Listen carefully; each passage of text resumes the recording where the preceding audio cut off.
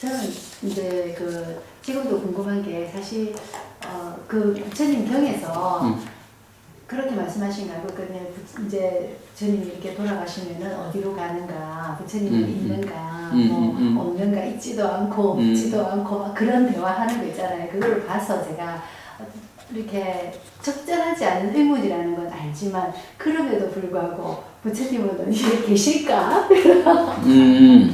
계실까? 이런 생각이 들더라고요. 아, 물론 뭐 당연해요. 그 부처님에 대한 의지, 부처님 제자 입장에서는 당연히 부처님에 대한 의지 정도가 삶의 힘이 된다고.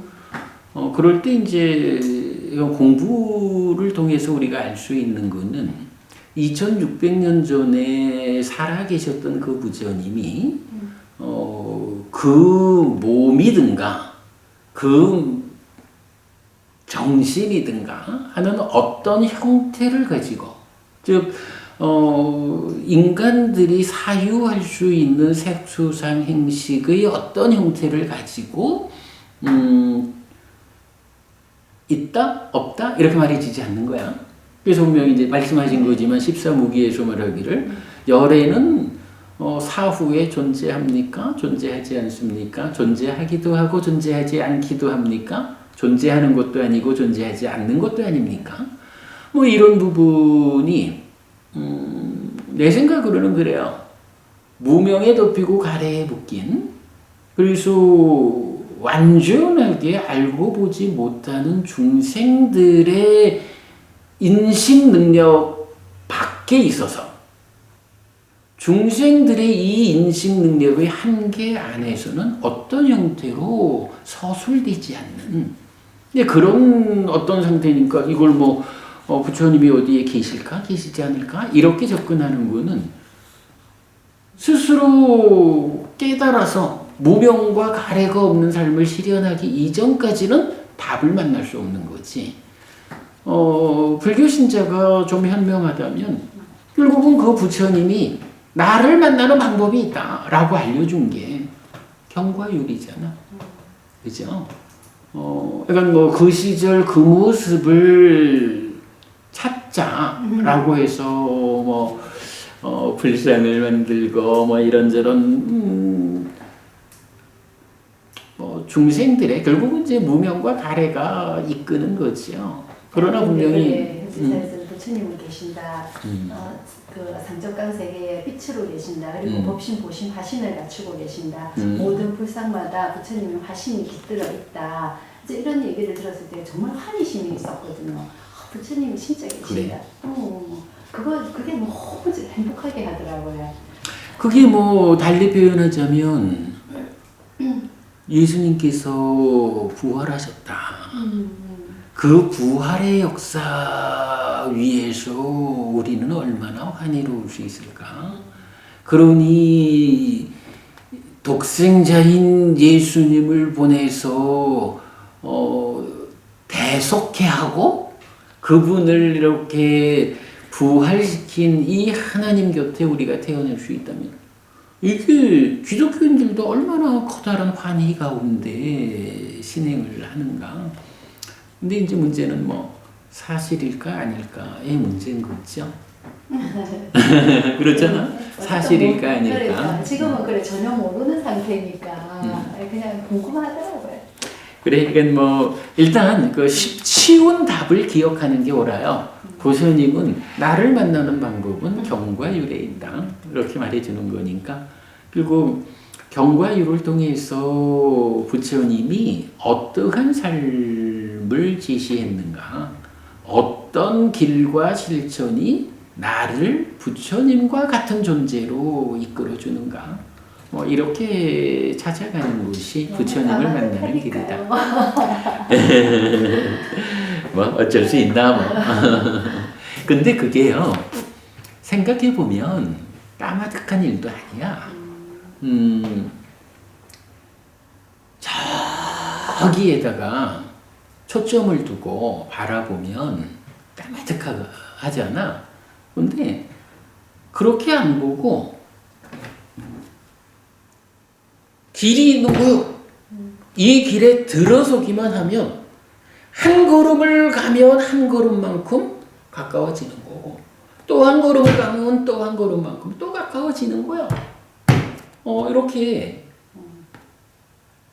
정확하게 길에 올랐다라는 부분만 확인할 수 있으면 저 멀리 까마득할 일이 없어. 나는 이미 길에 올랐는데 뭐 이 길을 내가 한 걸음을 가면 한 걸음만큼 가까워지는 건데 뭐 지금 가면 되지. 까마득하지 않을 수가 있는 거야. 길을 잘 못 찾으니까요. 그러니까 정확한 길을 찾아야 그 길이 어딨냐? 그걸 몰라. 경에 있다는 거야. 그래서 제가 그 맞지마니까 104번 사마가마경 요새 얘기 많이 했죠. 그 상간에서 생활이나 계율의 갈등이 있는 것은 작은 것이다. 그러나 길과 실천의 갈등이 있으면 그건 큰 거다. 라고 부처님 말하잖아요. 지금 사실은 불교가 길과 실천에 있어서 너무 커다란 갈등 위에 있는 거지. 사실은 뭐 우리가 이렇게 붓다와다라는 이 선언을 하기 이전에는 오직 갈등만 있었지 부처님이 제시한 길과 실천 자체를 보지 못하고 있었던 거잖아. 우리가 어쨌든 부족하지만 그래도 길과 실천을 부처님이 보여주신 대로 이 하나를 모토로 지금 이제 출발을 하는 거잖아요. 그러니까 뭐 현실이 그래요. 그러나 그게 길과 실천이 갈등이 생긴다라는 그 자체가 길과 실천을 펼쳐버린 넓게 만들어버린 거야. 그러니까 어디로 가야 될지를 몰라. 너무 넓어서. 그러나 이게 부처님 살아서 직접 설한 가르침 그 안에서 부처님이 말씀하신 길과 실천 눈을 명확히 하면 길이 좁아지잖아. 오히려 쉬운 거야. 그렇게 볼 수 있을 거예요. 알겠습니다. 천천히 네. 천천히 이제 그 길을 만나는 데 길의 입구에 들어서는 일을 해야죠. 길의 입구에 올라서면 그 다음엔 오히려 훨씬 쉬울 거야. 법우님 공부 잘하는 분이니까 길에 올라만 쓰면 그 다음은 훨씬 빠를 것이다. 이렇게 보면 되겠지. 자, 우리 공부할까요? 네. 그래, 오늘은 이건 포살에 대한 이야기를 좀 서둘러 해봅시다. 6시 전에는 가셔야 되겠지? 네. 그러니까 시간이 또 어느새 이렇게 많지 않네. 네. 좀 서둘러서 경을. 오늘은 많은 이야기보다 경을 소개하는 일이 가장 좋을 것 같아요. 자, 앙구테라 니카야 8의 모음의 41번째 경이 포살경은 포살경인데 간략하게 설한 포살경이에요. 이렇게 나는 들었다. 한때 세존은 사와티에서 제타와나의 아나타핀디카 사원에 머물렀다. 거기서 세존은 비구들이여라고 비구들을 불렀다. 대덕이시여라고 비구들은 세존에게 대답했다. 세존은 이렇게 말했다.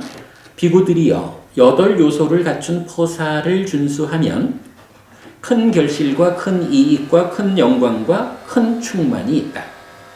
요거요. 잘하면 있잖아. 잘하면 아주 커다란 결실과 이익과 영광과 충만을 확보할 수가 있어. 그 잘하면이 뭐냐 하면 8가지 8요소를 갖춘 포사를 준수하는 거야. 그거 준수하려면 어떻게 시작해야 되나요?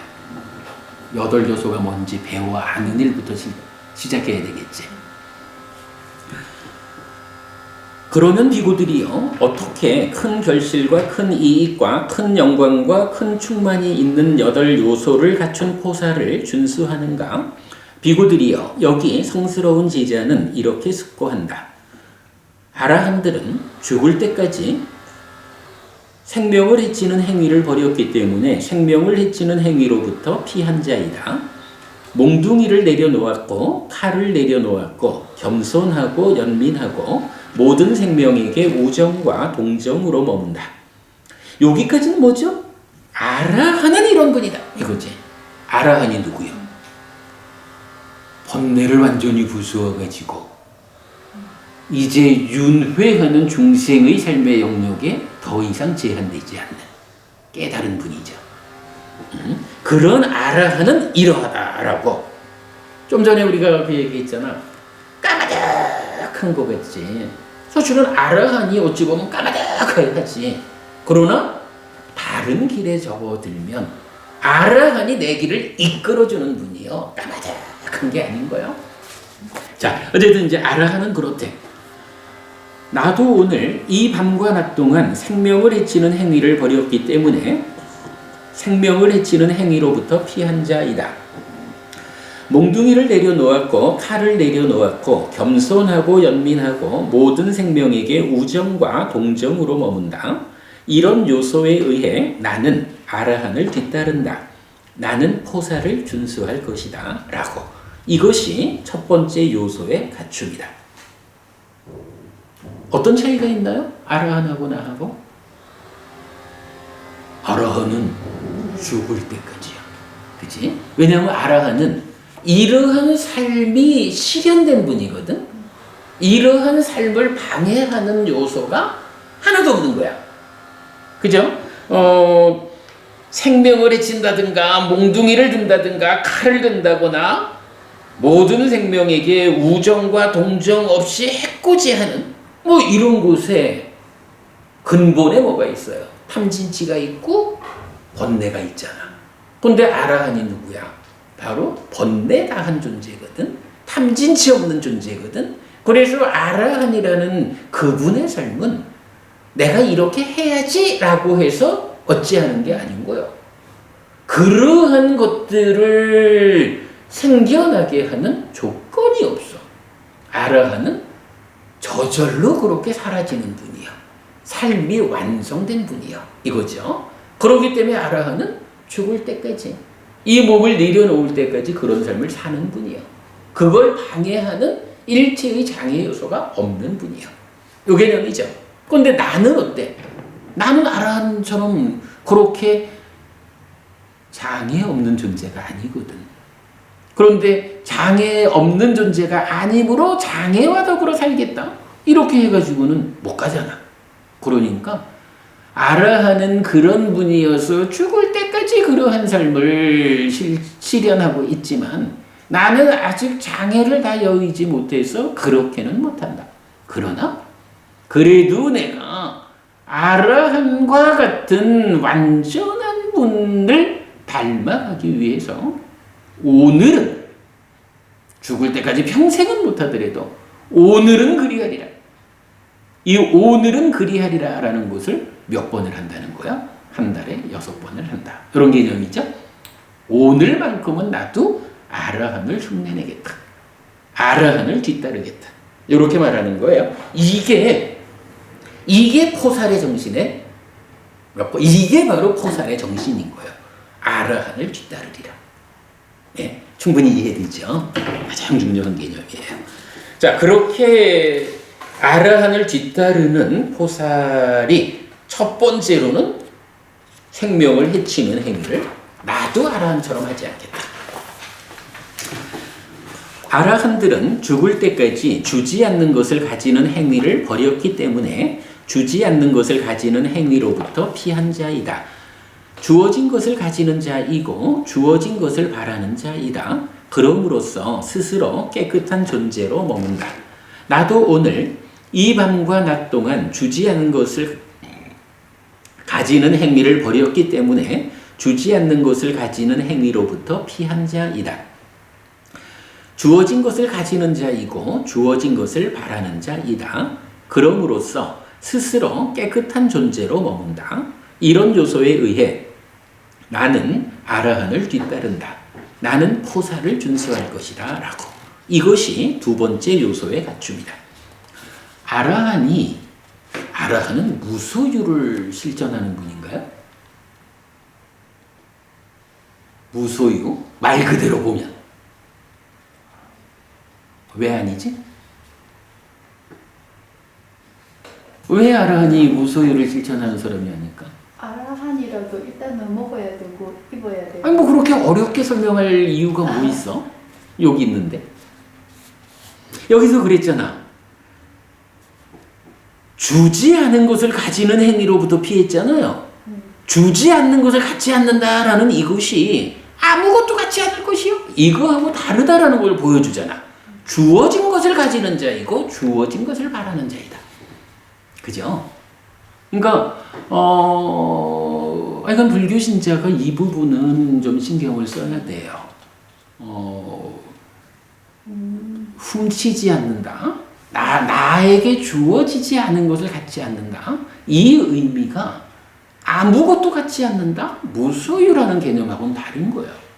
분명히 지금 아르한을 말하면서도 주어진 것을 가지는 자, 주어진 것을 바라는 자. 나도 아르한을 흉내내겠다. 어떻게? 주어진 것을 가지고 주어진 것을 바라는 자로 오늘을 살겠다. 이렇게 말하잖아. 무소유하고 달라요. 그 부분 우리 주목하고 넘어갑시다. 아라한들은 죽을 때까지 음행을 버렸기 때문에 범행을 실천하는 자이다. 성행위를 멀리하고 삼간다. 나도 오늘 이 밤과 낮 동안 음행을 버렸기 때문에 범행을 실천하는 자이다. 성행위를 멀리하고 삼간다. 이런 요소에 의해 나는 아라한을 뒤따른다. 나는 포사를 준수할 것이다. 라고. 이것이 세 번째 요소의 갖춤이다. 아라한들은 죽을 때까지 거짓을 말하는 행위를 버렸기 때문에 거짓을 말하는 행위로부터 피한 자이다. 진실을 말하는 자여서 믿을 수 있고 믿을만하고 신뢰할 만하고 세상을 위해 사실을 말하는 자이다. 나도 오늘 이 밤과 낮 동안 거짓을 말하는 행위를 버렸기 때문에 거짓을 말하는 행위로부터 피한 자이다. 진실을 말하는 자여서 믿을 수 있고 믿을만하고 신뢰할 만하고 세상을 위해 사실을 말하는 자이다. 이런 요소에 의해 나는 아라한을 뒤따른다. 나는 포사를 준수할 것이다. 라고. 이것이 네 번째 요소의 갖춤이다. 지금 전부 다 제가자들을 위한 거죠. 그렇죠. 지금 제가자를 위한 팔계를 말하는 거죠. 아라한들은 죽을 때까지 술과 발효액 등 취하게 하는 것으로 인한 방일한 머금을 버렸기 때문에 술과 발효액 등 취하게 하는 것으로 인한 방일한 머금으로부터 피한 자이다. 나도 오늘 이 밤과 낮 동안 술과 발효액 등 취하게 하는 것으로 인한 방일한 머금을 버렸기 때문에 술과 발효액 등 취하게 하는 것으로 인한 방일한 머금으로부터 피한 자이다. 이런 요소에 의해 나는 아라한을 뒤따른다. 나는 포사를 준수할 것이다. 라고. 이것이 다섯 번째 요소의 갖춤이다. 어쨌든 중요한 개념은 그거예요. 아라한은 완성된 분이다. 그분은 완성되었기 때문에 이러한 장애되는 것들을 일으킬 조건이 하나도 없는 분이다. 그래서 죽을 때까지 그 일을 실천하는데 어려움이 없다.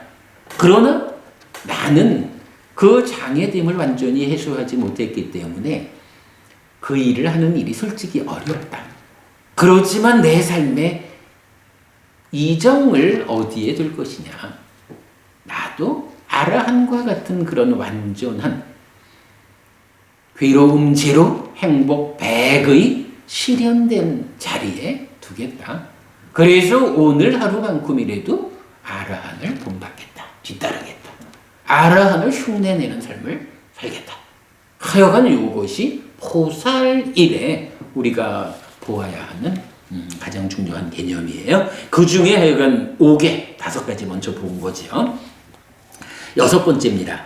아라한들은 죽을 때까지 하루에 한 끼만 먹는 자여서 밤에 먹지 않고 때 아닌 때에 먹는 것을 삼간다.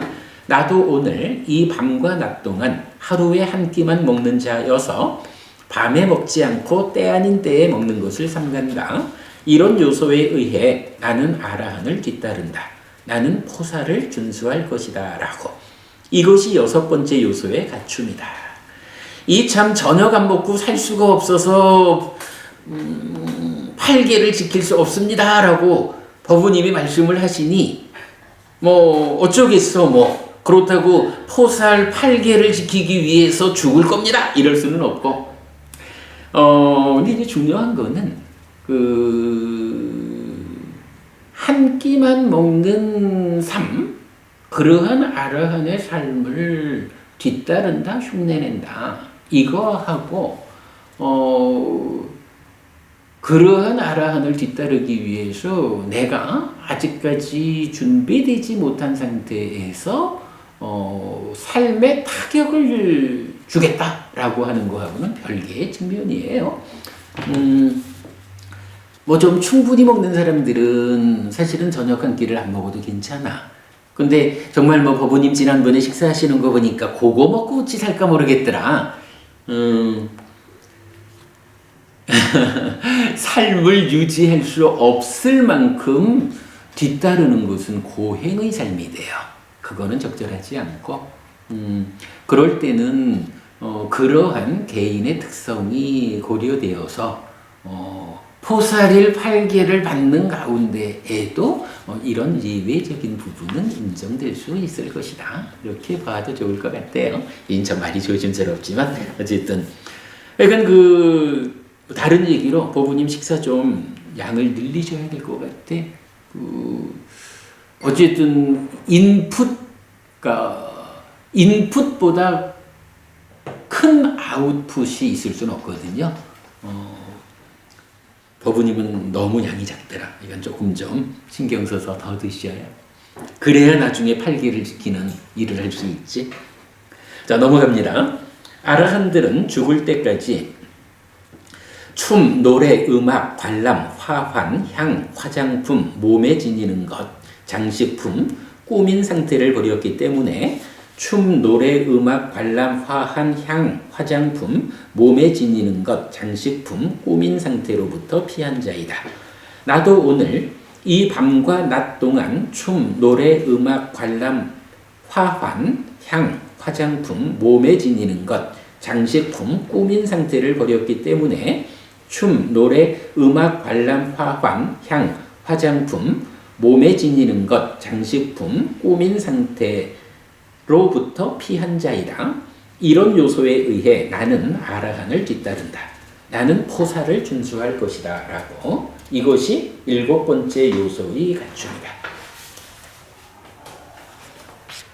흥겨운 삶, 예쁜 모습을 추구하는 일이 그렇게 득되는 삶이 아니다 라는 것을 말해주고 있죠.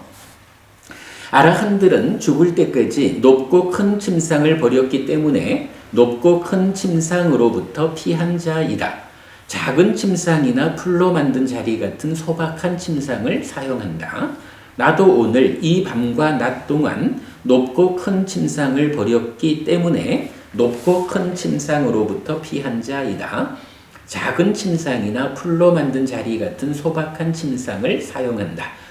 이런 요소에 의해 나는 아라한을 뒤따른다. 나는 포사를 준수할 것이다. 라고. 이것이 8번째 요소의 갖춤이다. 비구들이여, 이런 8요소를 갖춘 포사를 준수하면 큰 결실과 큰 이익과 큰 영광과 큰 충만이 있다. 제가 바라건대 법우님에게 참으로 큰 결실, 큰 이익, 큰 영광, 큰 충만이 있기를 바랍니다. 어찌하면 그런 일이 가능할까요? 바로 이런 8요소를 갖춘 포사를 준수하면 됩니다. 이 부분 우리가 포사를 설하는 경을 통해서 보아야 하는 가장 중요한, 포사를 왜 하는 거예요? 바로 이렇게 포사를 준수하는 삶이 나에게 큰 결실, 큰 이익, 큰 영광, 큰 충만을 가져다 주기 때문입니다. 이렇게 얻는 것이 있어야 얻는 것을 위해서 내가 이런 일을 합니다. 라는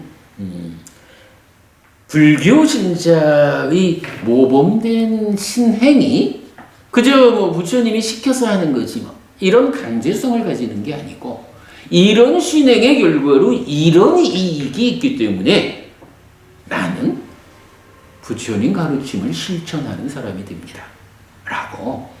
사실은 이게 불교 신자의 올바른 신행의 방법이죠. 그리고 이제 사실 법우님이 8가지 중에 한 가지는 정말 지키기가 어려워요. 배가 고파서 얘기를 하셨는데 사실은 이 팔계라고 하는 것이 쉬운 일은 아니에요. 우리 이제 출가를 하면 처음에 삼위라는 단계 과정을 거쳐서 비구가 되잖아요. 그러니까 비구는 227개가 있어요. 227개를 삶의 기준으로 삼았거든. 삼위는 10개가 있어. 10가지 계를 지키는 거야. 그 10가지 계하고 포살에서 제가자들에게 요구하는 8가지 계하고 차이가 좀 있을까? 그 부분은 겹치지 않을까요? 얼마나 겹칠까? 그래, 그 부분을 말하는 건데 3위의 10가지 계는요 1, 2, 3, 4, 5, 6 똑같아. 7에서 차이가 생겨. 7이 자 7번을 보면 춤, 노래, 음악, 관람 여기까지는 뭐예요?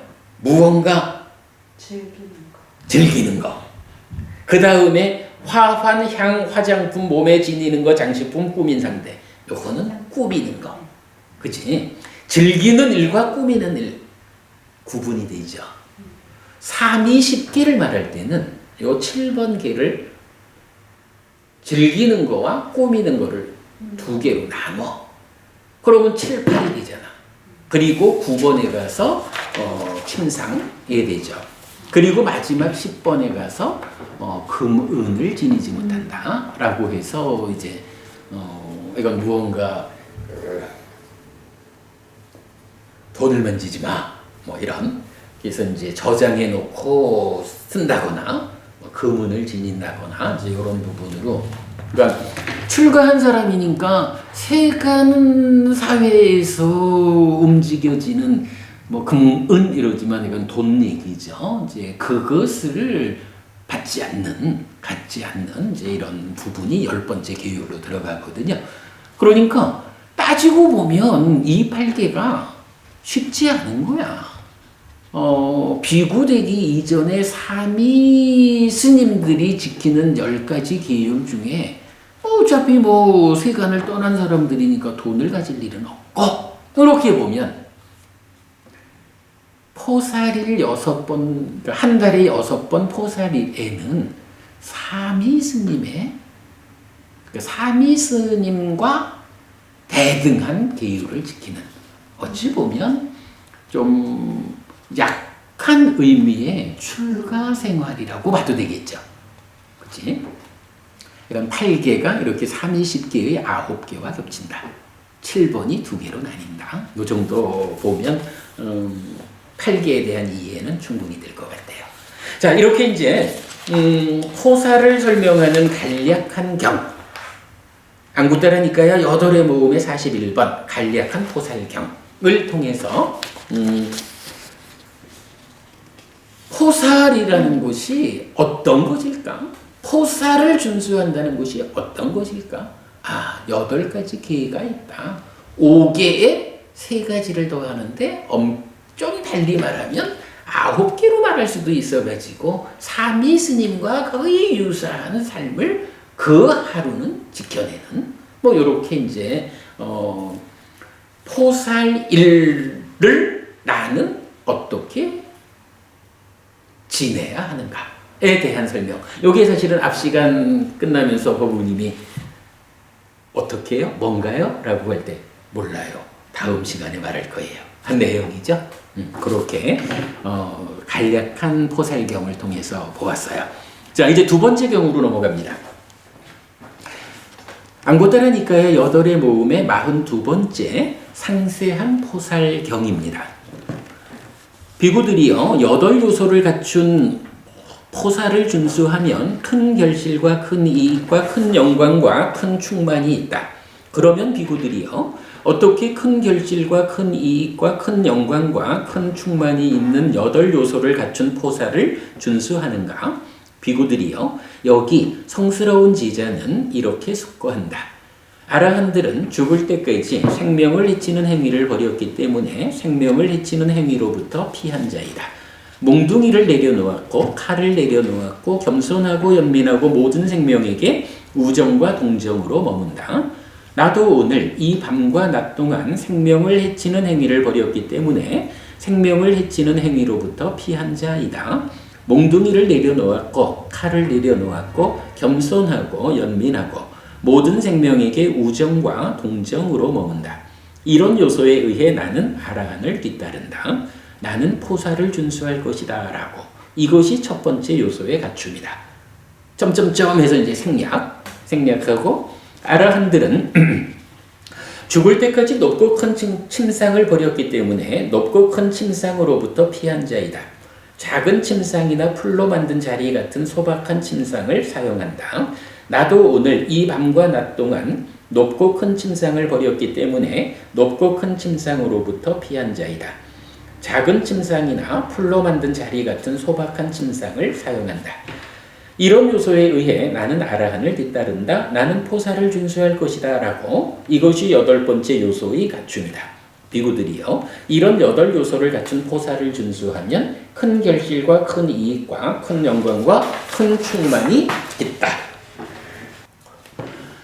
얼마나 큰 결실과 큰 이익과 큰 영광과 큰 충만이 있는가? 비구들이요. 예를 들면 앙가, 마가다, 까시, 뽀살라, 왓치, 말라, 째띠, 왕가, 꾸루, 빤짤라, 마차, 수라세나, 아사카, 아완티, 간다라, 캄보자 등 빛나는 보석으로 가득한 이 16의 큰 나라에 대한 총괄적 지배력의 왕권을 가졌다고 가정하자. 요 16나라가 이제 그 인도 당지 16대국 이렇게 말하는 거죠. 근데 그 16나라에 대한 총괄적 지배력이 있다. 어떤 왕이 이렇게 말하는 거죠.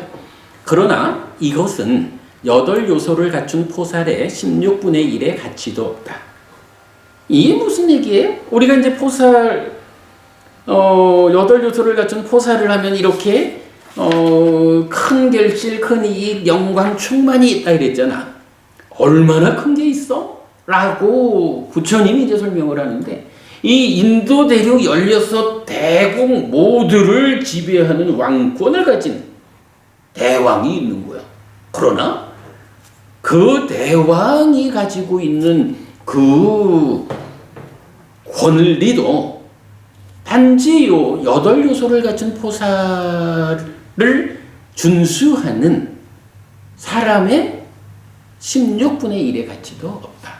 그보다 훨씬 큰 것을 얻는다. 결실이고 이익이고. 근데 왜 그럴까? 그 원인은 무엇인가? 비구들이여. 인간의 왕권은 신의 행복과 견주면 하잘 것 없는 것이다. 그렇게 표현을 해요. 이 얘기는 뭐야? 이렇게 8요소를 갖춘 포사를 준수하면 그의 미래가 어떻게 된다는 거예요? 하늘에 태어난다는 거야. 근데 하늘에 태어나면 하늘에 태어난 사람들, 신에게는 얼마나 큰 행복이 있을까?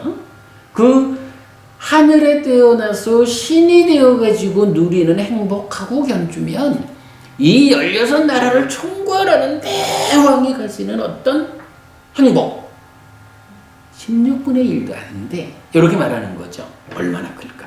자, 이어지는 내용을 보겠습니다. 비구들이여 4대 왕천의 신들에게는 인간의 50년이 하루 밤낮이다. 그 밤으로 30년을 가진 것이 30밤을 가진 것이 한 달이다. 그 달에 의해 12달이 1년이다. 그 년으로 신들의 500년이 4대 왕천의 신들의 수명의 기준이 된다. 그리고 비구들이여 어떤 여자나 남자가 8요소를 갖춘 포사를 준수한 뒤에 몸이 무너져 죽은 뒤 4대 왕천의 신들의 일원으로 태어날 것이라는 경우는 있다. 비구들이여 이것은 인간의 왕권은 신의 행복과 견주면 하잘 것 없는 것이다 라는 것과 관련해서 말한 것이다. 그러니까 16나라를 총괄 지배하는 왕의 권리가 있다 해도 그거 하잘 것 없는 거요. 이 포사를 준수하는 사람이 얻을 결실에 비하면, 이익에 비하면, 그리고는 어떤 것을 얻길래 그 왕하고도 비교가 안 되게 큽니까? 라고 하니, 자, 4대 왕천에 태어나보자. 4대 왕천은 이 말이 참 인간의 50년이 하루 밤낮이래. 진짜 하루 살았어요. 그치? 그런데 그 하루 밤낮으로 30밤 한 달, 12달 1년, 그러니까 360일이야. 그러한 1년 단위로 500년을 사는 게 4대 왕천의 신들의 수명의 기준이다. 이렇게 말을 하거든요. 그러면 4대 왕천에 태어난 사람은 얼마를 산다는 거야? 얼마예요? 그렇기 때문에 바로 4대 왕천의 인간들이 900만 년을 산다라고 하는 것이 바로 인간의 왕권은 신의 행복과 견주면 하잘 것 없는 것이다 라는 이걸 설명하기 위해서 4대 왕천의 신들이 얼마나 오래 사는지. 근데 일단 신이니까 인간들이 사는 것보다 훨씬 행복한 삶을 살 거 아니야? 훨씬 행복하면서 오래 산다 이렇게 되는 거죠. 자, 그래서 제가 이제 이건 표를 만들어 드렸는데 그렇게 이제 산수를 해본 거죠. 4대 왕천 하루 밤낮이 50년이고 그렇게 해서 500년을 산다라고 하니까 인간의 수명으로 환산해 보면 4대 왕천의 신들은 900만 년을 사는 거야. 4대 왕천, 인간 바로 위에 있는 그 가장 낮은 하늘인데 그렇대요. 넘어가봅시다. 비구들이요 33천의 신들에게는 인간의 100년이 하루 밤낮이다. 2배로 띄었어요. 그 밤으로 30밤을 가진 것이 한 달이다. 그 달에 의해 12달이 1년이다. 그 년으로 신들의 1000년이 33천의 신들의 수명이 된다. 여기도 또 2배가 됐죠. 그리고 비구들이요 어떤 여자나 남자가 8요소를 갖춘 포사를 준수한 뒤에 몸이 무너져 죽은 뒤 33천의 신들의 일원으로 태어날 것이라는 경우는 있다. 비구들이요 이것은 인간의 왕권은 신의 행복과 견주면 하잘 것 없는 것이다 라는 것과 관련해서 말한 것이다. 33천의 신들은 우리식으로 치면 얼마를 사나요? 3600만 년을 살아요. 그 다음에 비구들이요 야마천의 신들에게는 인간의 200년이 하루 밤낮이다. 뭐 똑같이 이어져 가지고 야마천의 신들은 2000년을 살아요. 그래서 보니까 야마천의 신들 1억 4,400만 년을 살아. 그 다음에 네 번째로 도솔천으로 가는데 도솔천의 신들에게는 인간의 400년이 하루 밤낮이고 그런 밤낮을 가지고 4000년을 살아요. 4000년을 사는 도솔천의 신들의 수명을 인간의 수명으로 환산하니까 5억 7,600만 년을 살아요. 그동안 어떻게 살아낼까? 괴로움이 없으면. 만약에 인간처럼 이렇게 많은 괴로움 가운데 조금 행복한 걸로 위안을 삼으면서 그래 오래 살아야 한다라고 하면 못 살지. 그건 오히려 오래 살라고 하는 게 지옥이지. 그러나 그 하늘로 올라가는 만큼 우리가 겪어야 하는 괴로움은 자꾸 작아지고 우리가 누리고자 하는 행복은 자꾸 커지는 이런 방향성을 가지고 하늘로 올라가니까 그런 하늘에서는 사람들은 솔직히 이런 삶을 가지고도 장수하고 싶어서 그러는데 괴로움은 줄어들고 행복은 늘어나는 이런 삶으로 올라간다면 오래 살수록 좋다. 뭐 이게 인간들의 마음이겠죠. 그렇게 보아야겠죠. 자, 5번째로 화락천의 신들에게는 인간의 800년이 하루 밤낮이다. 그 년으로 8,000년이 화락천의 신들의 수명의 기준이다 라고 해서 보니까 23억 400만 년을 살아요. 어쨌든 이거는 긍정적이야. 그죠? 지금 인간의 입장에서 보면 그렇게 행복한 곳에 태어나서 그렇게 오래 살 수 있다면 얼마나 좋을까. 그러니까 부처님도 늘 그 말씀을 하잖아요. 죽은 뒤엔 하늘에 태어나야 합니다. 어떻게 하면 하늘에 태어날 수 있습니까? 부처님은 그 말씀을 참 많이 하죠. 어떻게 하면 하늘에 태어날 수 있을까? 방법이 뭐지? 포살준수. 그래요. 포살준수가 있고. 근데 이제 포살준수는 따지자면 그 중에 개라는 입장이고, 조금 더 넓은 측면으로 보면, 그러니까 이제 사실은 그렇죠. 포살을 준수하는 삶을 잘 살아내기 위해서는 내가 포살을 준수하겠다, 포살을 지키는 삶을 살겠다라고 맘만 먹어가지고는 잘 안 되죠. 이제 그러다 보니까 그런 일을 가능하게 해주는 몇 가지 그 방법을 알려주죠. 하늘에 태어나는 방법으로 경은 대표적으로 첫째 믿음, 둘째 계. 그러니까 포살 이거는 이제 계에 속하는 거죠. 세 번째가 지혜. 세 번째가 배움이야. 세 번째가 배움. 네 번째가 보시, 다섯 번째가 지혜. 그래서 왜 우리가 이건 많은 경들이 제가 신자들이 어떻게 살아야 합니까? 라는 데 대해서 네 가지 법을 알려준다고. 믿음, 계, 보시, 지혜.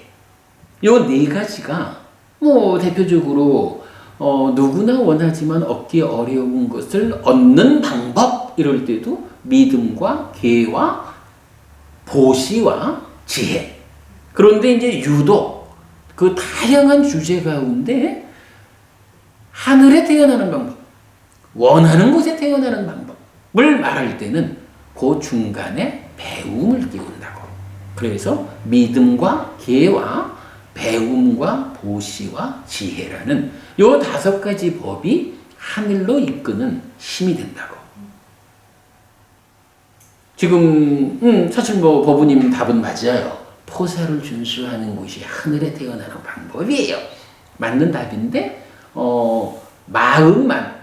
말만 그래가지고는 포사를 준수 못하지. 그럴 때 포사를 준수하는 이 일을 가능하게 하고 함께해서 하늘로 이끄는 그런 방법이 포살이라는 계를 포함해서, 그죠? 8계라는 계를 포함해서 믿음, 계, 배움, 보시, 지혜의 다섯 가지 법이 부처님에 의해서 안내되어 있다.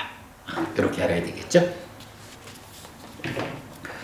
비구들이요, 타화자재천의 신들에게는 인간의 1600년이 하루밤 낮이다. 그 밤으로 30밤을 가진 것이 한 달이다. 그 달에 의해 12달이 1년이다. 그 년으로 신들의 1만 6천 년이 타화자재천의 신들의 수명의 기준이 된다. 그리고 비구들이여, 어떤 여자나 남자가 8요소를 갖춘 포사를 준수한 뒤에 몸이 무너져 죽은 뒤 타화자재천의 신들의 일원으로 태어날 것이라는 경우는 있다. 비구들이여, 이것은 인간의 왕권은 신의 행복과 견주면 하잘 것 없는 것이다 라는 것과 관련해서 말한 것이다 라고 했어요. 이렇게 해가지고 상세한 포살경에서는 8가지 계에 대해서 설명을 했고, 그러니까 포살을 준수한다는 것으로 해 8가지 계. 그러면 이렇게 8계를 통해서 포살을 준수하는 자에게 어떤 결실, 어떤 이익이 있을까라고 하니 6계에 속하는 6 하늘을 소개하고, 그 하늘이라고 하는 행복한 세상에서 얼마를 산다고? 4대원천에만 태어나도 900만 년을 살고요. 꼭대기 타화자재천에 태어나면 글쎄 92억 1600만 년이나 그 행복을 누리는 삶을 산다. 이렇게 말하는 거죠. 그래서 부처님 늘 인간으로 태어나서 이렇게 살아가지만 우리가 삶을 향상으로 이끌어서 죽은 뒤에는 하늘에 태어나야 한다 라고 엄청 많은 경을 통해서 강조해 주죠. 물론 이제 우리가 한 가지 또 알아야 되는 거는 이런 포살의 준수를 통해 가지고 왕권과 견줄 수 없는 이런 결실이 있다라고 말을 하면서, 아니 기왕이면 하늘이라고 하는 게 욕계 하늘만 있는 것도 아니잖아요. 새끼 무새끼 높은 하늘도 있고, 사실은 해탈해서 직접 아라한이 되는 방법도 있는데 왜 욕계의 6 하늘만을 말했을까? 라고 할 때 바로 이런 거죠.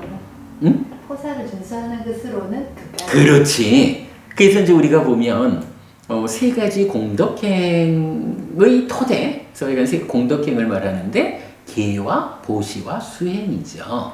이럴 때 계를 지킨다, 보시한다라는 이 2가지가 가지는 힘이 욕계의 6 하늘. 물론 이제 보시를 여러 단계로 설명할 때의 경에 따라서는 보시를 통해서 색계의 첫 번째 하늘, 범신천에 태어나는 데까지를 말하기도 해요.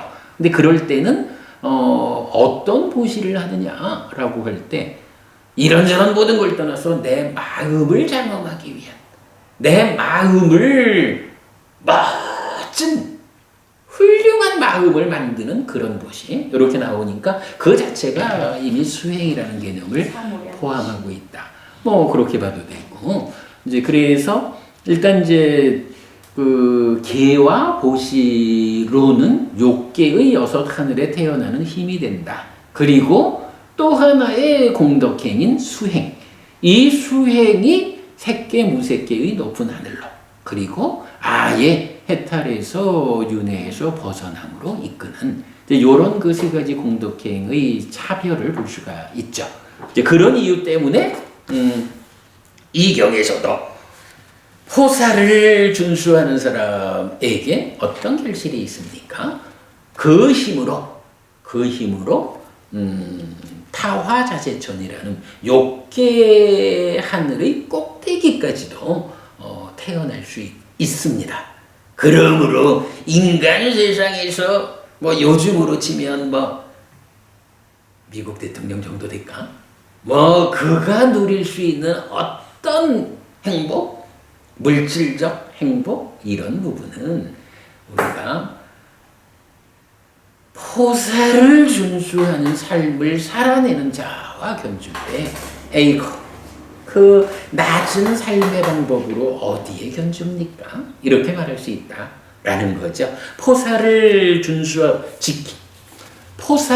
준수하는 삶이 이렇게 불교 신자에게는 부처님에 의해서 안내된 모범적인 삶이다. 이렇게 보면 되겠죠. 가만 그 개송이 있으니까 개송까지 읽어볼까요? 생명을 해치지 않고 또 주어지지 않은 것을 가지지 않고 거짓을 말하지 않고 또 술을 마시지 않아야 한다. 음행을 성행위를 멀리해야 하고 밤에 때 아닌 때에 먹지 않아야 한다. 화환을 걸지 말고 향을 뿌리지 말고 땅에 놓인 작은 침상이나 자리에서 잠을 잔다. 참으로 이것 8 요소를 가진 큰 포살이 부처님에 의해 괴로움의 끝을 위한 것으로 알려졌다. 달도 태양도 둘 모두 아름다운 것이니 그 움직임이 미치는 곳까지 비춘다. 그들은 어둠을 거두고 허공을 가니 구름을 모든 방향을 비춘다. 세상에는 보석 중에 진주, 수정, 행운의 청금석, 그리고 색깔이 좋은 금이거나 금이 있고 핫딱가 금이라고 불린다. 그러나 그것은 8 요소를 가진 포살의 16분의 1에도 미치지 못하니 모든 별 무리가 달빛의 16분의 1에 미치지 못하는 것과 같다. 그러니 참으로 계를 중시하는 여자와 남자는 8 요소를 가진 포살을 준수한다. 공덕을 지어 행복을 열매 맺고 결정 없는 하늘에 태어나 머문다. 라고 개성으로 전해졌어요. 자, 3번째 경으로 갑니다. 앙구타라 니카야 8의 모음 43번 위사카경입니다. 위사카라고 하면 뭐 부처님 당시에 아주 모범적인 제가의 여신자 중에 한 분이죠. 한때 세조는 사와띠에서 동쪽 사원의 미가라마뚜 저택에 머물렀다. 그때 위사카 미가라마뚜가 세존에게 다가갔다. 동쪽 사원의 미가라마뚜 저택, 여기가 이제 위사카 미가라마뚜가 절을 지어서 부처님에게 공양한 그 자리죠. 경전에는 엄청 많이 나와요. 그래서 위사카라고 하는 이 여신자가 아주 비중 있는 분이에요. 가서는 세존에게 절한 뒤 한곁에 앉았다. 한곁에 앉은 위사카 미가라마뚜에게 세존은 이렇게 말했다. 위사카여, 8요소를 갖춘 포사를 준수하면 큰 결실과 큰 이익과 큰 영광과 큰 충만이 있다. 위사카여, 그러면 어떻게 큰 결실과 큰 이익과 큰 영광과 큰 충만이 있는 8요소를 갖춘 포사를 준수하는가? 위사카여, 여기 성스러운 제자는 이렇게 숙고한다. 해서 앞의 경이 반복됩니다.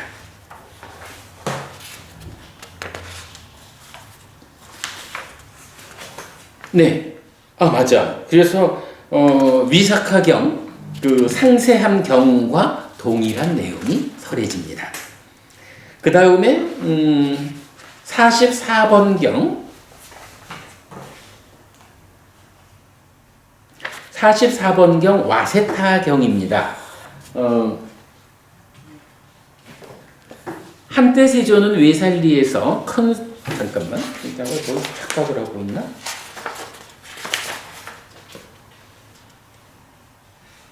예, 맞습니다. 아니, 이게 워낙에 그 경전 5개가 이어지다 보니까 제가 조금 헷갈림이 있었어요. 위사카경은 상세한 포살경과 이제 위사카에게 설해졌다라는 것 빼고는 동일하고, 와세타경, 한때 세조는 외살리에서 큰 숲의 뾰족 지붕 강당에 머물렀다. 그때 남신자 와세타가 세존에게 다가갔다. 가서는 세존에게 절한 뒤 한곁에 앉았다. 한곁에 앉은 남신자 와세타에게 세존은 이렇게 말했다. 와세타여, 8요소를 갖춘 포사를 준수하면 큰 결실과 큰 이익과 큰 영광과 큰 충만이 있다. 내지 결점 없는 하늘에 태어나 머문다. 상세한 경 다 봤어요. 이렇게 말하자 남신자 와세타는 세존에게 이렇게 말했다. 이제 이 경은 이제 좀 이어지는 에피소드가 있는 거죠. 대덕이시여, 저의 아내와 친척들이 8요소를 갖춘 포사를 준수할 것입니다. 그러면 저의 아내와 친척들에게 이익과 행복이 오랫동안 있을 것입니다. 대덕이시여, 만약 모든 끄샤트리아들이 8요소를 갖춘 포사를 준수하면 모든 끄샤트리아들에게도 이익과 행복이 오랫동안 있을 것입니다. 대덕이시여, 만약 모든 바라문들이, 와이샤들이, 수드라들이 8요소를 갖춘 포사를 준수하면 모든 수드라들에게도 이익과 행복이 오랫동안 있을 것입니다. 우리 가족들, 친척들 모두, 그리고 심지어는 세상 사람 모두죠. 인도에서 끄샤트리아, 바라문, 와이샤, 수드라, 사성계급 모두를 다 포괄해서 그들 모두가 그렇습니다. 그러하다 와세타요. 와세타요. 만약 모든 끄샤트리아들이 8요소를 갖춘 포사를 준수하면 모든 끄샤트리아들에게도 이익과 행복이 오랫동안 있을 것이다. 와세타요. 만약 모든 바라문들이, 와이샤들이, 수드라들이 8요소를 갖춘 포사를 준수하면 모든 수드라들에게도 이익과 행복이 오랫동안 있을 것이다. 와세타요.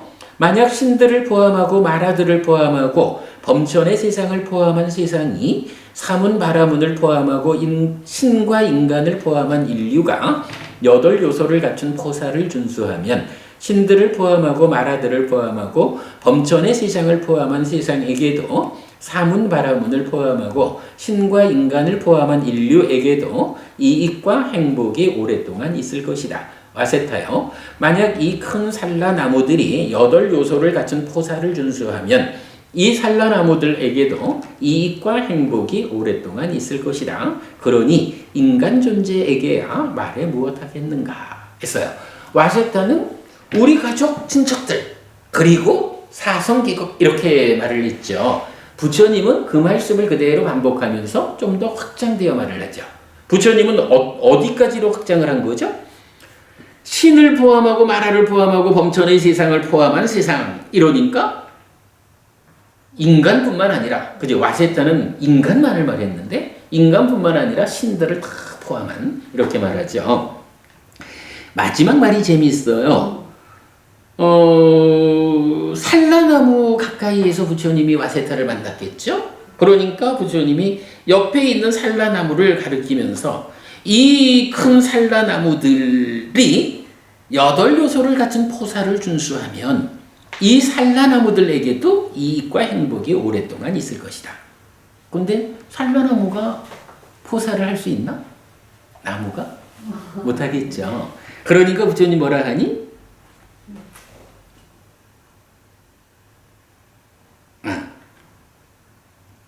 준수하면, 이렇게 이제 가정법을 쓴 거예요. 그러면 이 가정법이란 이야기, 가정법 여기에서 우리가 뭘 볼 수 있나? 산라나무는 나무가 어떻게 마음이 있어가지고, 우리가 이제 중생이라고 말하면 색수상행식 오온으로 구성이 되잖아요. 식이라고 하는 이 마음이 몸과 함께해서 살아가면서 수상행이 생겨나고 이래 된다고. 그러니까 이렇게 식이라고 하는 마음이 몸과 함께한 상태에서 삶을 살아내는 이런 존재들을 중생이라 하고, 이 중생들이 윤회한단 말이지. 그런데 이 산라나무 나무는 요새는 뭐 여러 가지로 뭐 실험치가 어떻고 뭐 나무가 뭐 어떻고 얘기를 하지만, 일단 깨달은 자인 부처님이 알려주는 바에 의하면 이 식물은 자체적으로 생명이기는 하지만 식이라고 하는 마음이 없는 거야. 이 마음이라고 하는 내 삶의 중심, 윤회의 주체, 이게 없는 거예요. 그러니까 마음이 없는 산라나무가 어떻게 포사를 하겠어요? 그러니까 가정법으로 준수한다면 그에게도, 이렇게 말을 했거든. 이것에서 저는 사실은 다른 부분을 좀 봐야 할 것 같아. 부처님은 아예 그냥 마음이 없는 식물을, 나무를 비유로 들었지만, 달리 말하면 그러므로 우리가 사막도에는 떨어지면 안 되는 거예요. 지옥이나 축생이나 악이라고 하는 이 사막도에는 떨어지지 않아야 한다. 그러니까 지금 부처님도 뭐라 하냐 하면, 와세타는 인간을 포괄해가지고 사성계급을 다 포사를 준수해야죠. 이래 했더니 부처님이 그뿐만 아니라 하늘 사람들까지, 이렇게 말을 하셨잖아요. 아니 어찌 보면 부처님이 좀 더 자비롭다면 지옥 중생도 이렇게 말씀을 하셔야 되지 않을까? 이렇게 볼 수가 있거든. 근데 부처님 입장에서는 좀 달리 볼 것 같아. 왜냐하면 식물이 마음이 없어서 포사를 준수할 수 없는 것처럼, 지옥 중생이나 축생이나 악귀 세상에 태어난 이 존재들은 대표적으로 사막적, 특히 축생 이렇게 말할 때 오직 약육 형식이 있을 뿐이다. 뭐 이렇게 이제 표현이 된단 말이에요. 우리가 왜 지옥이나 축생이나 악귀로 태어나면 안 된다라고 부처님이 강조하시느냐 하면, 한 번 거기에 태어나면 거기서는 그저 그 몸뚱아리로 함께하는 그 삶을 유지하기 위한, 그것 말고는 내가 어떻게 가르침을 배워서 삶을 향상해서 내가 다음 생에는 개로 태어나지 않을 것이요, 다음 생에는 내가 인간이 될 거요 라는 삶의 향상을 위한 관심을 갖지를 못하는 거예요. 오직 살아낼 뿐이지. 그러니까 비유를 그래 하잖아요. 맹구 우목 이렇게 말하지.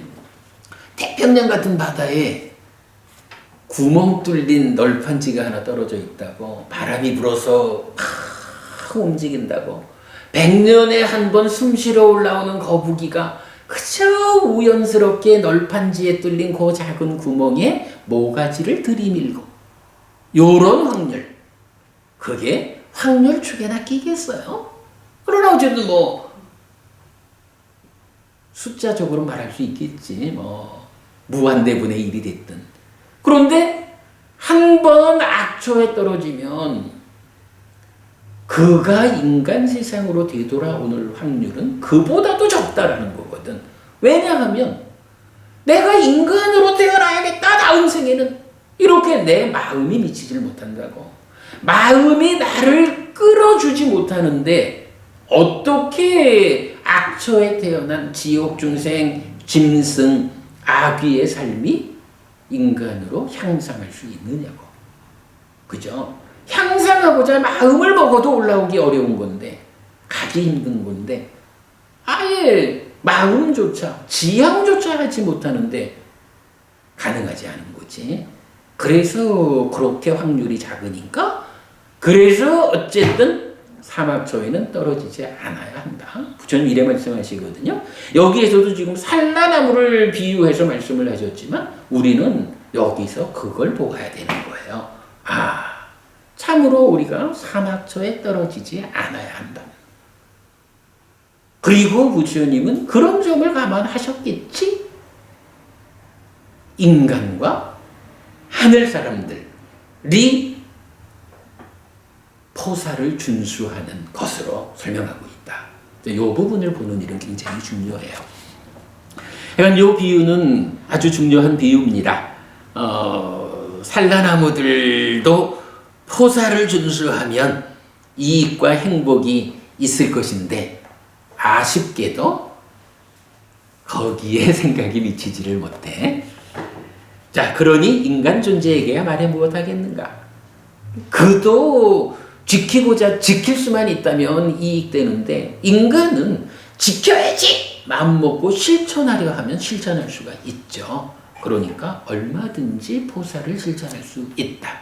그러니 그러한 커다란 결실과 이익이 그대의 것이 될 것이다. 이런 말씀이죠. 자, 그렇게 하고 넘어가겠습니다.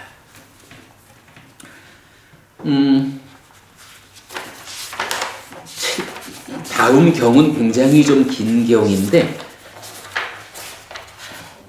요건 좀 간략해 보겠습니다. 앙구타라 니카야 세세 모음의 71번은 아예 경 이름이 포살경이에요. 우포사타 습당. 이렇게 나는 들었다. 한때 세조는 사와티에서 동쪽 사원의 미가라마타 저택에 머물렀다. 그때 위사카 미가라마타가 포살일에 세존에게 다가갔다.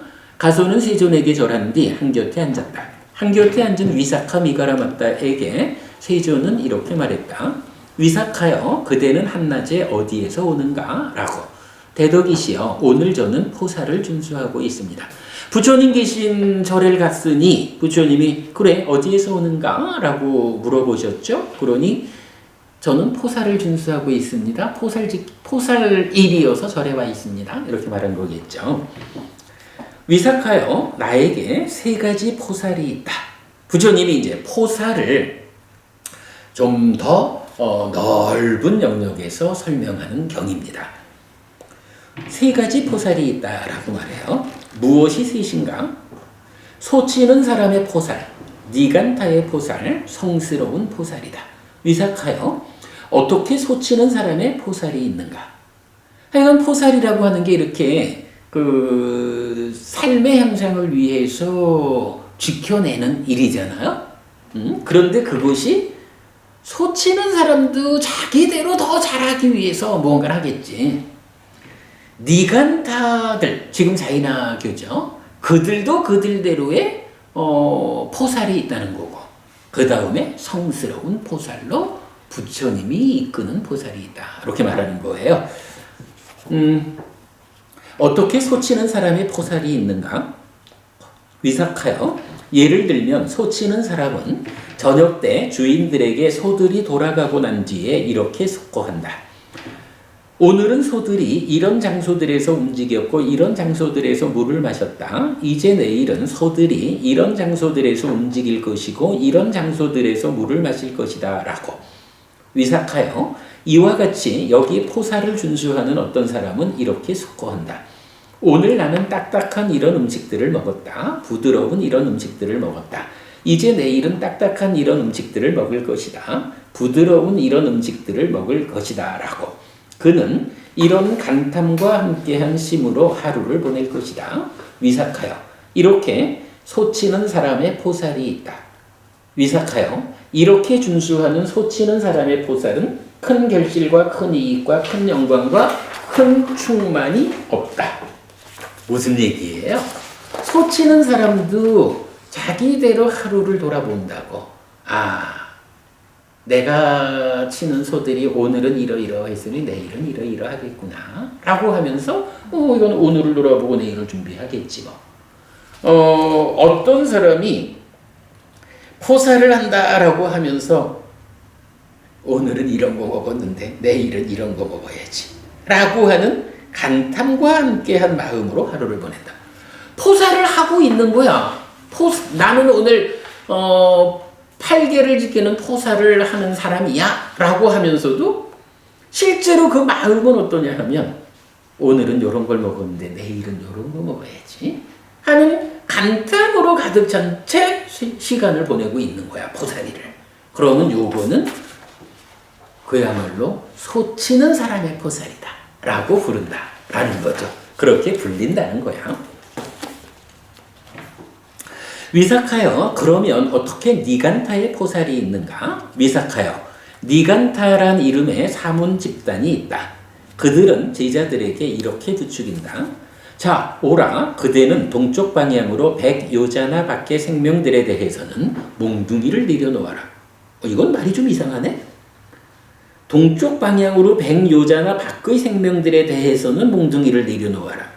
그러면 100요자나 안에 있는 생명들에 대해서는 몽둥이를 휘둘러도 된다? 이런 얘기인가 봐.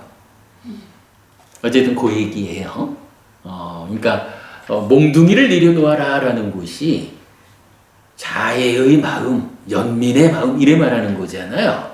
그런데 그거를 누구한테? 라고 하니까 당장 내 주변에 있는 내 가까이 있는 사람은 몽둥이질을 해가면서 단속을 해야 손해를 안 보지. 그러니까 그건 내비두고 백요자나라고 하는 먼 거리 밖에 있는 그 생명들에 대해서는 마음으로 그들이 행복하기를 이러고 있다라는 개념인 거죠. 이해되죠? 서쪽 방향으로 100요자나 밖의 생명들에 대해서는 몽둥이를 내려놓아라. 북쪽 방향으로 100요자나 밖의 생명들에 대해서는 몽둥이를 내려놓아라. 남쪽 방향으로 100요자나 밖의 생명들에 대해서는 몽둥이를 내려놓아라 라고. 이때 그 요자나라고 하는 단위가 대략 뭐 한 11km 정도 된다 그래요. 근데 뭐 꼭 그런 것만은 아닌가 봐. 이건 뭐 어떤 그 길이의 단위예요. 여기서 만약에 100요자나를 11km로 본다 하면은 1100km면 뭐 너무 멀죠. 그래서 이건 뭐 그게 얼마냐 하는 것까지는 뭐 우리가 굳이 뭐 깊이 보지 않아도 어쨌든 가까이 있는 생명들은 빼고 멀리 있는 생명들에 대해서 이렇게 말해지고 있다라는 요점을 보면 되겠죠. 이렇게 일부의 생명들을 위한 연민과 동정을 부추긴다. 일부의 생명들을 위한 연민과 동정은 부추기지 않는다. 그렇죠? 멀리 있는 자들에게는 연민 동정하라 하고 가까이 있는 생명들에게는 그렇게 안 하는 거죠. 그들은 포살이래 제자들에게 이렇게 부추긴다. 자, 오라. 그대는 모든 옷을 벗은 뒤에 이렇게 말하라. 어디에도 누구에게도 어떤 것에도 나는 없다. 어디에도 어떤 목적으로도 어떤 것으로도 나의 것은 없다. 라고. 그러나 그의 부모는 안다. 이 사람은 우리의 아들이다. 라고. 그도 안다. 이들은 나의 부모님이다. 라고. 또한 그의 아들과 아내는 안다. 이 사람은 나의 부양자이다. 라고. 그도 안다. 이 사람은 나의 아들과 아내이다. 라고. 또한 그의 하인과 직원들은 안다. 이 사람은 우리의 주인이다라고. 그도 안다. 이들은 나의 하인과 직원들이다라고. 그러니까 뭐 옷을 다 벗고 나는 나는 혼자야. 누구에게도 속하지 않고 누구도 나에게 속하지 않고 이런 식으로 선언은 하지만 사실을 보면 주변에 있는 사람들이나 자기나 서로 간에 그 관계를 안다고 이렇게 말하는 거죠. 사실 아닌 대로 거짓을 부추긴다. 이런 것은 그의 거짓말 위에 있다고 나는 말한다. 그는 그 밤이 지나면 주어지지 않은 재물들을 사용한다. 이런 것은 그에게 주어지지 않은 것 위에 있다고 나는 말한다. 위삭하여 이렇게 준수하는 니간타의 포살은 큰 결실과 큰 이익과 큰 영광과 큰 충만이 없다. 포살을 한다라고 하지만 내용은 포살을 지키지 않는 이런 부분 말하고 있죠. 위삭하여 그러면 어떻게 성스러운 포살이 있는가? 위삭하여 오염된 심, 마음에 대한 방책에 의한 정화가 있다. 위삭하여 어떻게 오염된 심에 대한 방책에 의한 정화가 있는가? 위삭하여 여기 성스러운 제자는 열애를 계속해서 기억한다. 이렇게 그분 세존께서는 모든 번뇌 떠나신 분, 스스로 완전한 깨달음을 이루신 분, 밝음과 실천을 갖추신 분, 진리의 길 보이신 분, 세상 일을 모두 훤히 아시는 분, 어리석은 이도 잘 이끄시는 위 없는 분, 모든 천상과 인간의 스승, 깨달으신 분, 존귀하신 분이시다라고. 열애를 계속해서 기억하는 그에게 심은, 그러니까 마음은 청정해지고 환희가 생기고 심의 오염원들은 버려진다. 위삭하여 예를 들면 더러운 머리에 대한 방책에 의한 정화가 있다. 위삭하여 그러면 어떻게 더러운 머리에 대한 방책에 의한 정화가 있는가? 반죽과 진흙과 물 그리고 섞은 것에 의한 사람의 애씀을 조건으로 위삭하여 이렇게 더러운 머리에 대한 방책에 의한 정화가 있다. 위삭하여 이렇게 오염된 심에 대한 방책에 의한 정화가 있다. 방책에 의한 정화라고 표현을 하는데 여기서 보면 지금 앞에서 보았던 포살하고는 그러니까 포살 8개하고는 다르게 지금 주제가 나오고 있죠. 주목해야 되는 부분이죠. 일단 여기서는 더러운 머리가 더러울 때는 어떤 방법으로 깨끗이 해야 하는가? 라고 말하는 거죠. 그때는 반죽과 진흙과 물 그리고 섞은 것에 의한 사람의 애씀을 조건으로 그러니까 지금으로 말하자면 뭐 샴푸도 뿌리고 뭐 비누도 해서 머리를 깨끗이 하는 이제 이런 이야기가 되죠. 그렇게 하듯이 오염된 마음에 대해서는 어떤 방법? 열애를 계속해서 기억하는 방법으로 오염된 마음을 정화한다. 더러워진 머리는 샴푸를 가지고 깨끗이 하는데 더러워진 마음은 그래 밑줄을 거기에 바로 쳐야 되는 거예요. 그죠? 부처님을 계속해서 기억하는 일을 통해서 오염된 마음을 정화한다. 요 개념이죠. 자, 넘어갑니다. 위삭하여 어떻게 오염된 심에 대한 방책에 의한 정화가 있는가? 위삭하여 여기 성스러운 제자는 열애를 계속해서 기억한다. 이렇게 그분 세존께서는 모든 번뇌 떠나신 분, 스스로 완전한 깨달음을 이루신 분, 밝음과 실천을 갖추신 분, 진리의 길 보이신 분, 세상 일을 모두 훤히 아시는 분, 어리석은 이도 잘 이끄시는 위 없는 분, 모든 천상과 인간의 스승, 깨달으신 분, 존귀하신 분이시다. 라고 열애를 계속해서 기억하는 그에게 심은 청정해지고 환희가 생기고 심의 오염원들은 버려진다. 위삭하여 이것이 성스러운 제자는 범천의 포사를 준수한다. 범천과 함께 산다. 범천을 시작으로 심은 청정해지고 환희가 생기고 심의 오염원들은 버려진다라고 불린다. 위삭하여 이렇게 오염된 심에 대한 방책에 의한 정화가 있다. 여기서 우리가 한 가지 좀 주목해야 할 내용은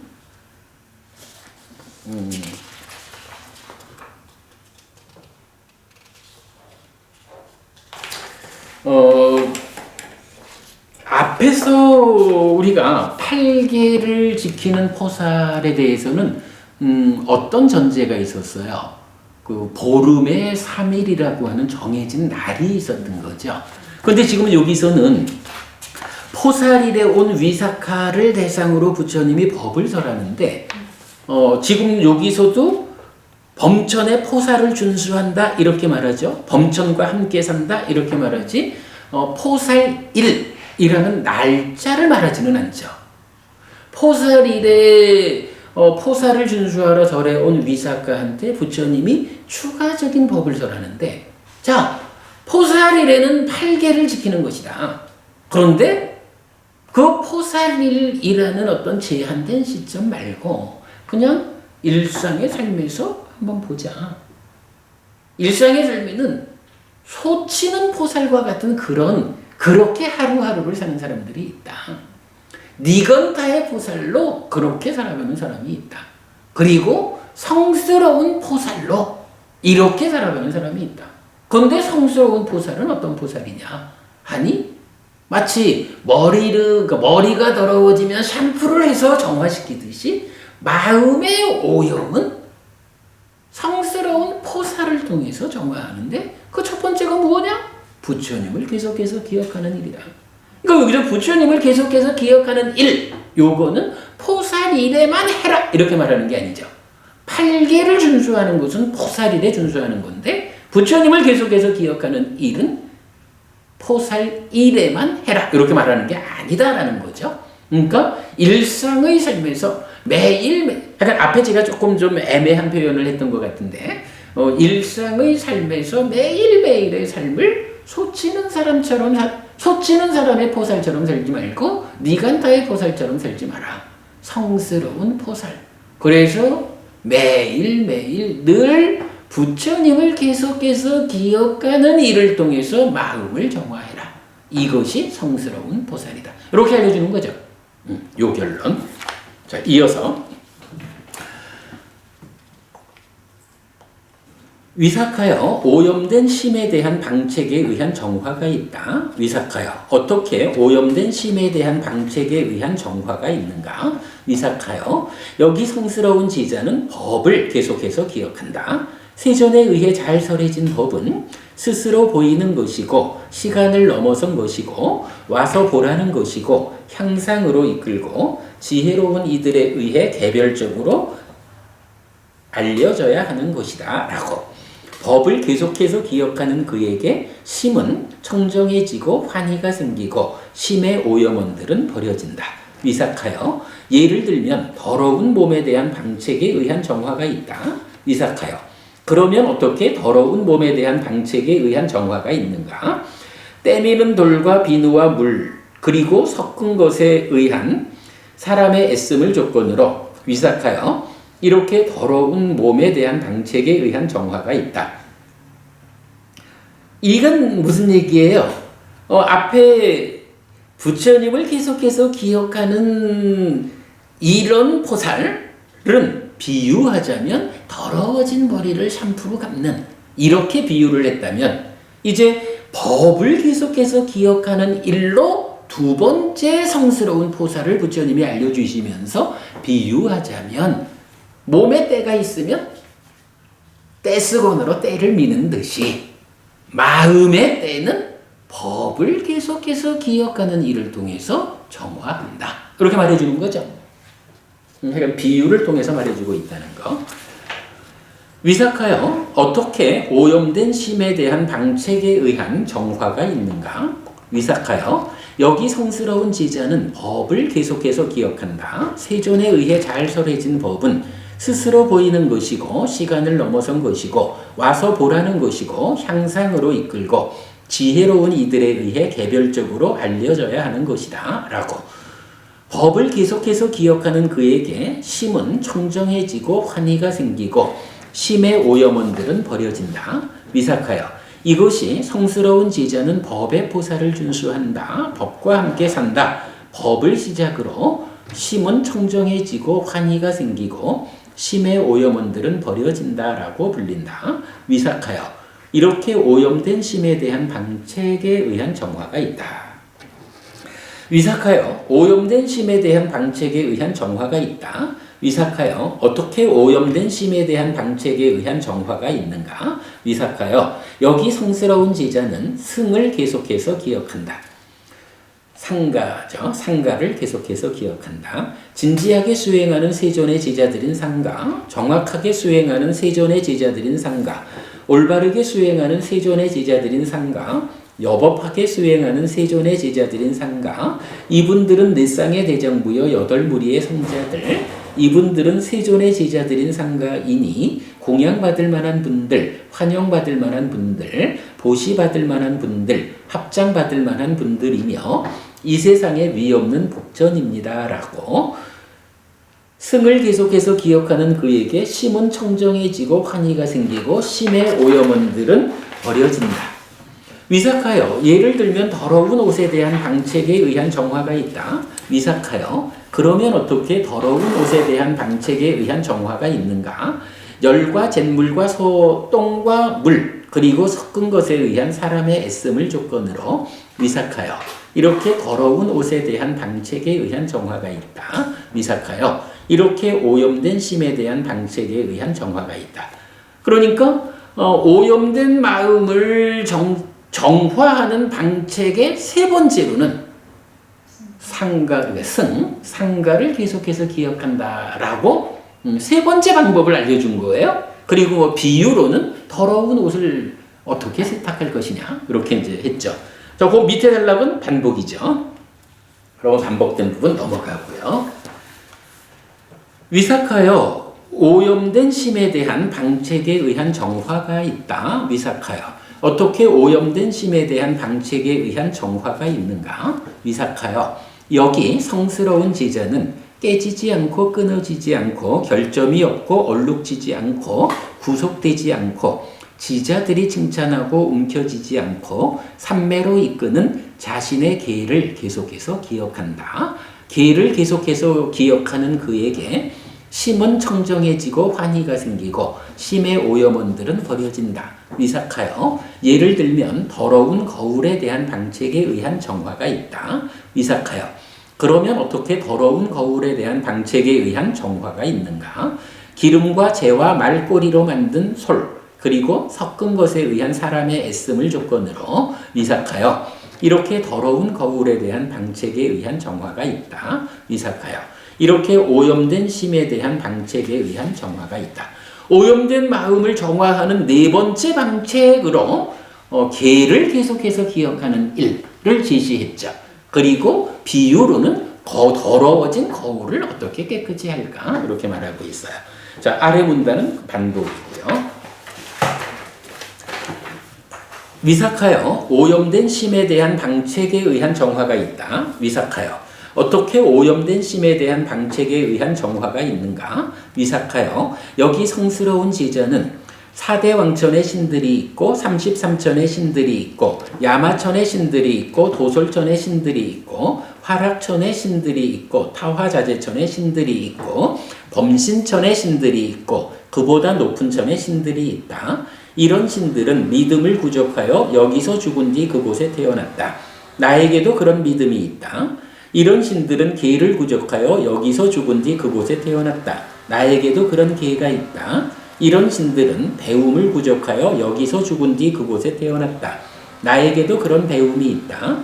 이런 신들은 보시를 부족하여 여기서 죽은 뒤 그곳에 태어났다. 나에게도 그런 보시가 있다. 이런 신들은 지혜를 부족하여 여기서 죽은 뒤 그곳에 태어났다. 나에게도 그런 지혜가 있다라고 천신을 계속해서 기억한다. 자기와 그 신들의 믿음과 계와 배움과 보시와 지혜를 계속해서 기억하는 그에게 심은 청정해지고 환희가 생기고 심의 오염원들은 버려진다. 위삭하여 예를 들면 더러운 금에 대한 방책에 의한 정화가 있다. 위삭하여 그러면 어떻게 더러운 금에 대한 방책에 의한 정화가 있는가? 불꽃과 소금과 붉은 흙과 집게 그리고 섞은 것에 의한 사람의 애씀을 조건으로 위삭하여 이렇게 더러운 금에 대한 방책에 의한 정화가 있다. 위삭하여 이렇게 오염된 심에 대한 방책에 의한 정화가 있다. 다섯 번째, 그러니까 오염된 마음의 정화를 위한 다섯 번째 방책으로 뭔가요? 천신을 계속해서 생각함. 이렇게 나왔죠. 근데 여기서 바로 지금 여기는 계속 천신을 계속해서 기억하는데 천신을 어떻게 기억하는 거예요? 거기 하늘 사람들이 있어? 이런 게 아니죠. 하늘 사람들은 다 믿음과 계와 배움과, 그지? 배움, 보시와 지혜라는 5가지를 갖추어서 그 하늘에 태어났는데, 그런데 그들한테만 그게 있는 게 아니에요. 나도 그 5가지를 갖춘 사람이야. 나도 죽으면 하늘에 태어날 거예요. 이렇게 말하는 거죠. 이렇게 천신을 계속해서 기억하는 일이 오염된 마음을 정화하는 5번째 방책이다 이렇게 되죠. 위삭하여 오염된 심에 대한 방책에 의한 정화가 있다. 요건 이제 반복이죠.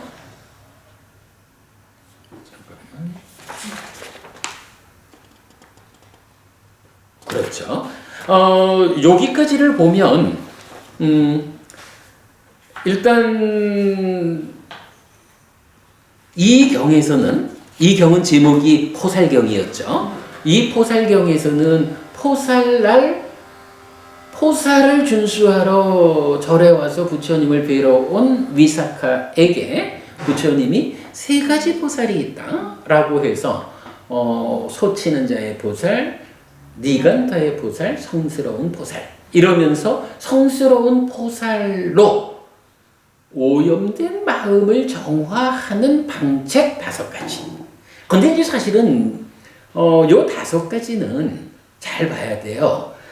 불교 교리상에 굉장히 중요한 교리 하나가 계속해서 기억해야 하는 6가지가 있다고. 그게 뭐냐 하면 불법승, 계, 보시, 그리고 천상. 요 6가지거든요. 이 6가지를 계속해서 기억하는 것이 아주 중요한 수행의 방법으로 사실은 지시가 되어 있어요.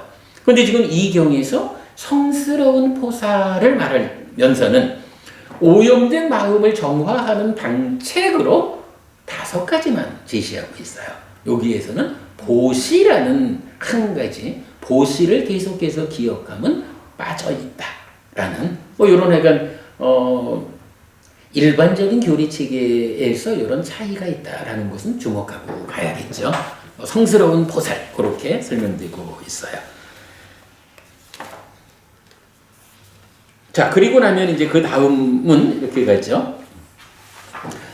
위삭하여 여기 성스러운 제자는 이렇게 숙고한다. 아라하는 죽을 때까지 생명을 해치는 행위를 버렸기 때문에 생명을 해치는 행위로부터 피한 자이다. 여기부터는 뭔가요? 이제 포사릴날 온 위사카에게 포사릴날 지켜야 되는 8개를 앞의 경들과 동일하게 부처님께서 다시 설해 주셨죠. 8가지 계를 다시 설명하고 이어서 앞의 경들처럼 6개 6 하늘이 얼마나 좋은지, 얼마나 오래 사는지 이렇게 이제 표까지 다시 설명을 하셨어요. 상세서 그 이후는 상세한 포살경이 설명하는 거와 동일하게 이제 설명이 되었죠. 이렇게 보면 이제 포살경 요렇게 구성이 되어 있는 거죠. 포살일날 포살을 준수하러 절에 온 위사카가 부처님을 뵈러 왔더니 부처님이 그래 내가 3가지 포살을 알려주마 라고 해서 일상의 삶을 소치는 자의 포살처럼 사는 사람, 니간다의 포살로 사는 사람, 그리고 성스러운 포살로 사는 사람이 있다. 성스러운 포살 무엇냐? 여기서 요거는 하여간 기억해야 되죠. 오염된 마음을 정화하는 방책 5가지를 부처님께서 가르쳐 주셨는데 그것이 계속해서 기억해야 하는 6가지 중에 보시 1가지를 뺀 나머지 5가지다. 불법승, 계, 천상 5가지를 계속해서 기억하는 것이다. 그리고 나면 그날이 포살일이었으니까 위사카에게 다시 포살일날 8계를 준수해야 하는, 8계를 다시 설하고, 이렇게 8계를 준수하는 것이 세상의 왕이라고 해도 비교할 수 없는 커다란 결실이 있다. 하늘의 행복을 이렇게 오래 누리는 그런 결실이 있다. 이렇게 마무리를 짓는 게 포살경의 내용이죠. 아무튼 뭐 포살과 관련한 여러 개경을 보았지만 포살을 제목으로 하는 경, 포살경에서는 이런 5가지를 계속해서 기억하는 일로 일상을 살고 포살일에는 8계를 준수해라.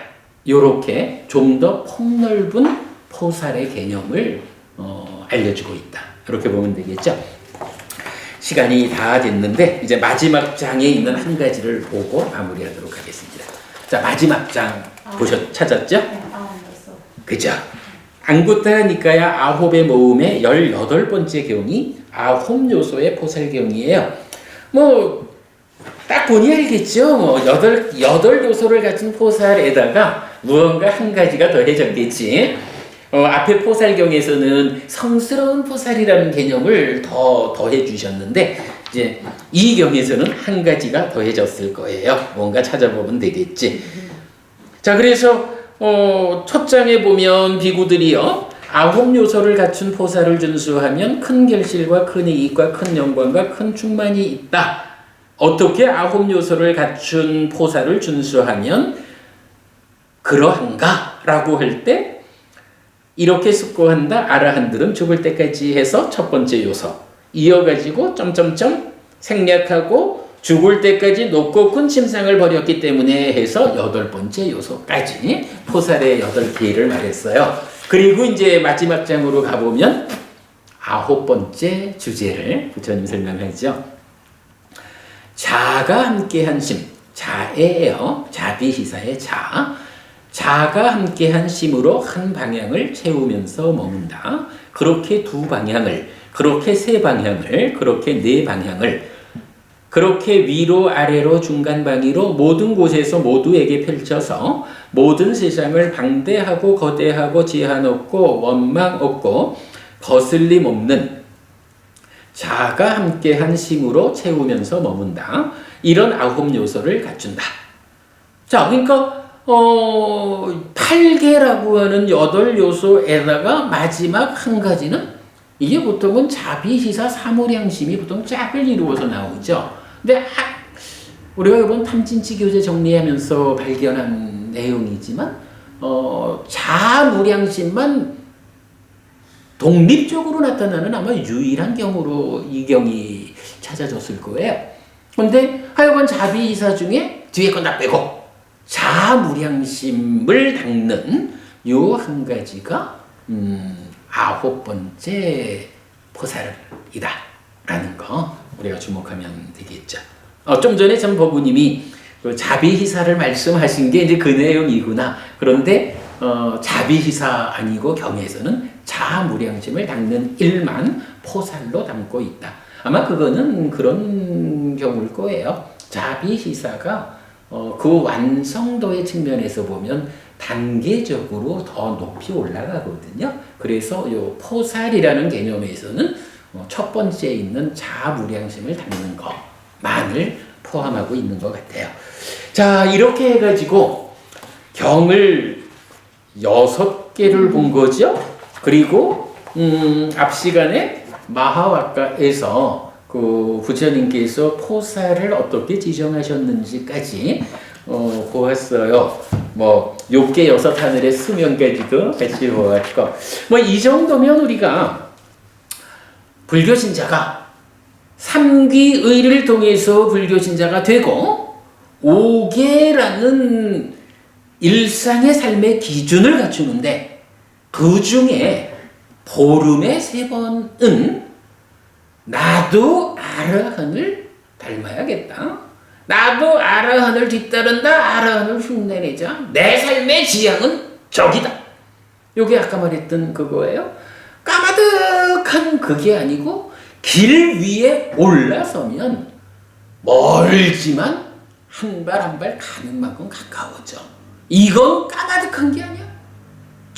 거기 가는 길을 접어든 거야. 부처님은 이렇게 3계의와 5계로서 불교 신자가 일상의 신자로서의 자격을 갖추고 거기에 보름에 3번씩은 포살일 8계를 준수하는 일을 통해서 아라한을 담는 아라한이 도달한 그 자리로 한 발 한 발 걸어 나가자라고 말해주는 불교 신자의 신행에서 차지하는 비중이 너무너무 큰 거다. 근데 뭐 불교계에서 그닥 관심 갖고 있지 않은 형편이 되어버렸지만 우리 이제 관심을 되살려서 앞으로 법회를 잘 활용해서 포사를 실천하는 그런 삶을 살아보기로 합시다. 자, 오늘 고맙습니다. 수고하셨습니다. 수고하셨어요. 5개도 사실 지키기 어려운데 맞죠. 그러다 보니 8개까지는 그렇지. 그러니까 늘 지키고 살기를 요구하지 않는 거지. 그래서 과연 우리는 그 앞으로 한 달에 한 번씩은 그 2개월 법회를 하면서 몰라 또 이게 어찌 보면 하루 종일을 지켜내는 것이 원칙이지만 지켜내기 힘들다 해도 법회 와서 그 법회에 있는 시간 또는 우리 법우님들이 함께하는 그 시간만이라도 내가 포사를 하고 있다. 나는 8계라고 하는 아라한으로 이끌리는 삶을 살겠다라는 요 마음을 단돌이 하는 일만 해도 충분하죠. 뭐 그리고 나서 집에 가가지고 가족과 함께 아니 또 가족과 아이들과 함께하는 삶이 있으니까 그 부분을 강제하기는 쉽지 않을 거예요. 그러나 법회 오는 일이 좋은 일이 그런 거지 뭐 같은 생각을 하는 사람들이 모여서 같은 지향점을 바라보는 그런 시간이 되니까 그렇게 법회에서 8계를 받고 마음을 다독이는 이 자체만으로도 커다란 효과가 있다. 이렇게 봐야겠죠. 그래 앞으로 이건 우리가 만들어 봅시다.